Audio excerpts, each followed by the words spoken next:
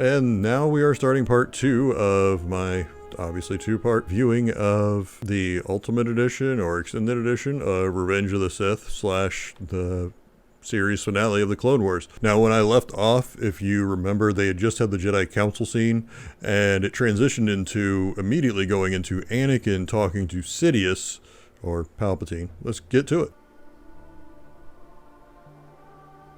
That was a really good transition, by the way. That got overshadowed last time. This is such a great bookend to the mall scene. I wouldn't say bookend, but you know what I mean. I used the word parallel earlier. I was trying to find something else. Couldn't find it. Always wanted to do that. That was a great transition. Yeah, I disagree with this to a degree because this would be running parallel to Anakin sitting in the temple while Mace is going to face down Sidious. I mean, it's just off. It's just flipped for me. Because even tonally, if you listen to the music, this is echoing. This is supposed to be not identical, but similar to Anakin's ruminations when he's in the Jedi temple, knowing the Jedi are going out to kill Sidious, and he's having a hard time with it. I'd be curious on if he tried it the other way. I always say he, and I don't know if it's a he or a she. I'd be curious if the editor had tried it the other way and it didn't fit. Yeah, we haven't even seen the end of Kenobi's fight. So I guess... I gotta say, adding the Ahsoka storyline makes this way more epic because there is so much going on all at the same time. And I think that's part of what my complaints are about the choice in editing. It's all these things are happening mainly at the same time, so it's almost a choice in which you show first versus what comes second. They're happening simultaneously, you know, for the most part. I'm getting why the editor chose to put the scenes in this order. I honestly think a couple of the Sith scenes could have been flipped or moved slightly just to make this more cohesive. Yeah, because you could have easily put the Ahsoka scene right after this, where they were bringing Maul on board. Interesting choice there.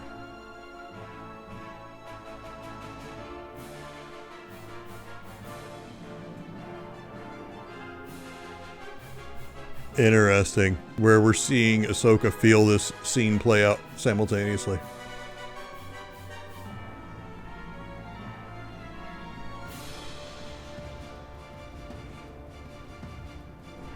That's fascinating to see from that perspective. It really changes Anakin's fall to a degree. I just feel like it gives his fall more breathing room, and you see all the dominoes falling throughout the whole movie.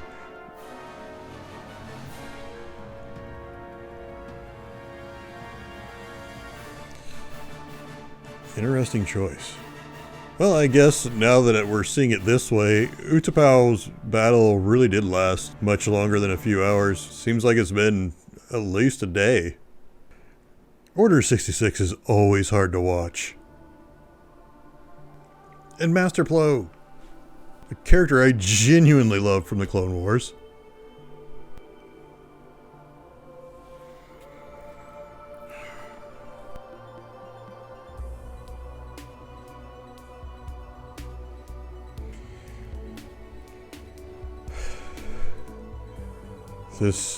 This is brilliantly edited together. This is amazing.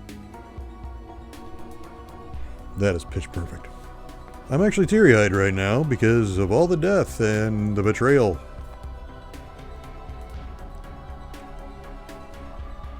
Good transition into Kashyyyk. The transitions have been top-notch. Just really nailed them.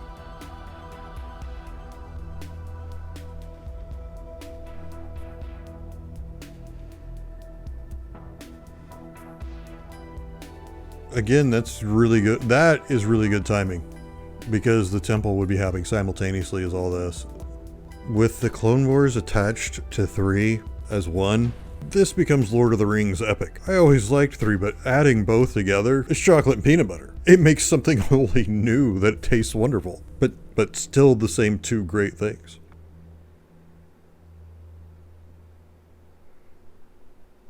That's, even pacing wise, that's really good. Wow, and by having this added into Revenge of the Sith, people would get an explanation as to why the clones turned so readily. They weren't evil by any means. We know that as Clone Wars fans. Wow. This is harder to watch now because we know how much of a lie it is. I mean, just literally just watched so much of the lie play out that to hear him say it, wow, that really changes how hard this hits. I'm getting stir crazy.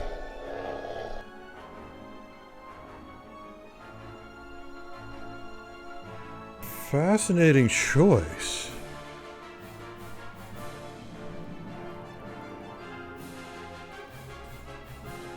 This makes Order 66 and The Purge feel so much longer, in the best possible way. This gets fundamentally harder to watch, having seen that opening, and just having the Clone Wars at all.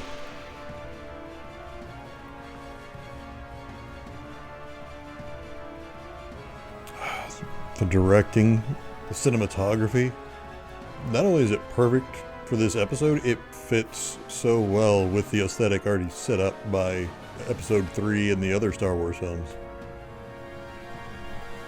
Pretty sure they'd be dead, but I'll allow it. Falls don't kill a lot of people in Star Wars. Case in point, actually. Cut in half and fell down a shaft.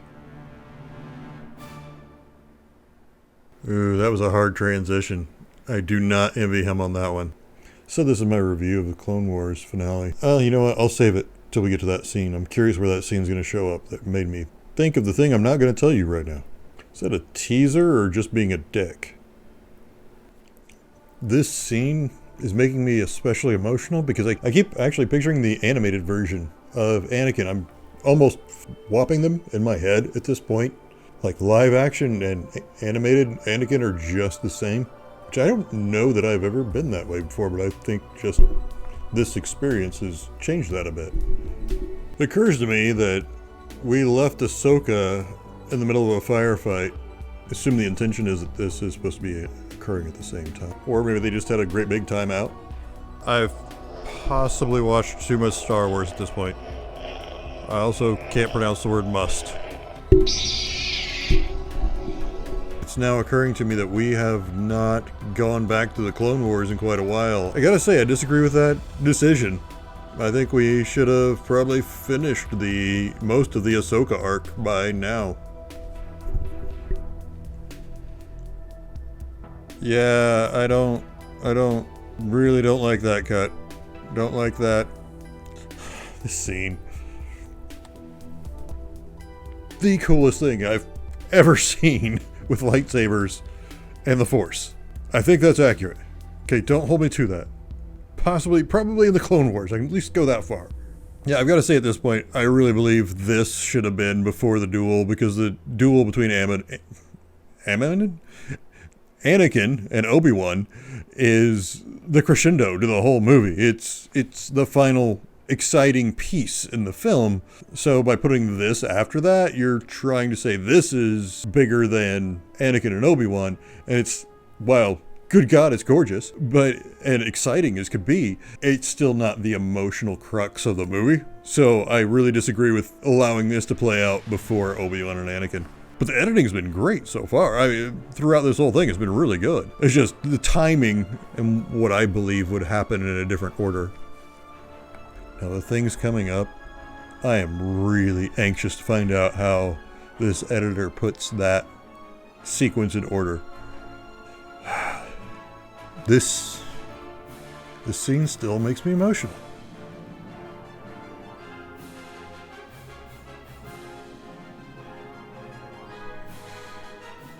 Oh, that's an interesting choice. No, I like that. I like that, at least the way that transitioned.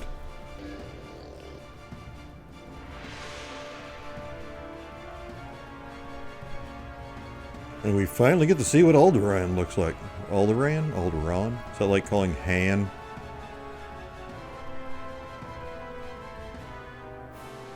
Nice.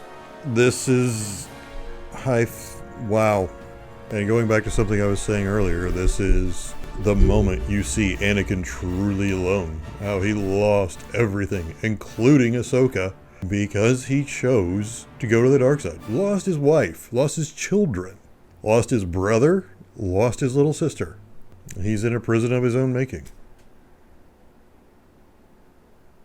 Those transitions were a bit hard. I'm not sure how you can pull those off better. I'm sure there's someone out there that can, and if you do, I'd love to watch it, but that's a hard transition to pull off.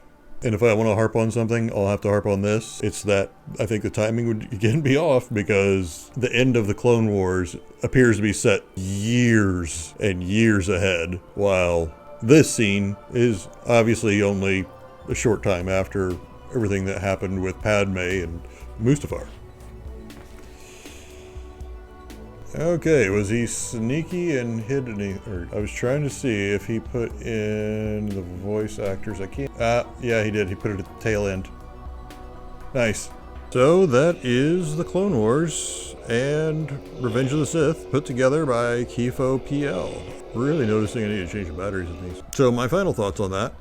I think his transitions were really, really solid. I really enjoyed those. I thought he did a pretty good job with the way he transitioned and how the editor chose to do the wipes, to do the irises. The transitions for the most part were really good. The scene with the holograms where it transitioned literally from episode 3 into the Clone Wars was absolutely amazing. That edit, that cut, he got that down to the actual frame, and that was amazing. That my eyes took a second to adjust from looking at Sam Jackson to the animated Ki-Adi-Mundi, and I thought that was just terrific. And it was moments like that that made me really appreciate this person put so much work into this. I totally applaud that. Absolutely applaud that. I guess my biggest criticism of this, see if I can say that word again, criticism, because that's all this is. It's a criticism. It's not like he did anything wrong per se. It's just something I don't necessarily agree with, and that is, I think, the timing of certain events. And I was talking about this earlier. I think certain things like Utapau should have, it's almost like everything, instead of going into the nitty gritty of it all, I almost feel like most of the choices that the editor made, if you'd have picked them up and put them maybe one scene earlier, most of them would fit better. But that's the way I see it, and that's why I see the timing of certain things playing out. You know, this person put a lot of work into it, and I don't know that I'm going to sit down and do this. I really want to, but I know how much work this takes. I don't know that I want to spend the next 100 hours of my life trying to put this together. Now, if you do it, great. I'll watch another one and see how that turns out. But yeah, no, if you really want to check it out, look up this editor's name, this person who I found on Reddit. You can find them too. Wasn't that hard. Find them and watch it yourself. I'm glad I did. I am so glad I did. I have no regrets about watching it because, like I was saying during the movie, it really fleshes out episode 3 in a way I didn't expect. It made certain things way more emotional, and certain things played out way differently. Like Anakin's fall. Anakin's fall feels a little harder, and it feels a little more earned in a sense than I think it did when I originally saw 3, or even the numerous times I've watched 3 since. For that alone, I'm glad I watched this. Not to mention the fact that the clones feel so much more realized because of the Clone Wars addition into this, instead of, we kind of never got any sense of personality in episode 3, or in 2 for that matter.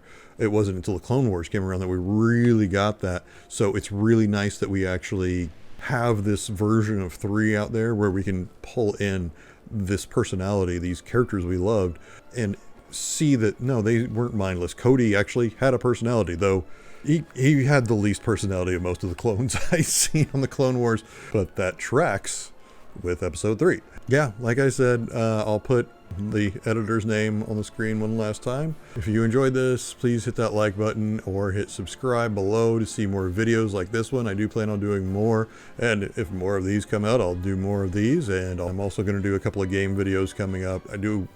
I try to stick to retro stuff, and there are a few few Star Wars games I'm planning on jumping into, as well as some other non-Star Wars stuff I'm going to be getting to soon.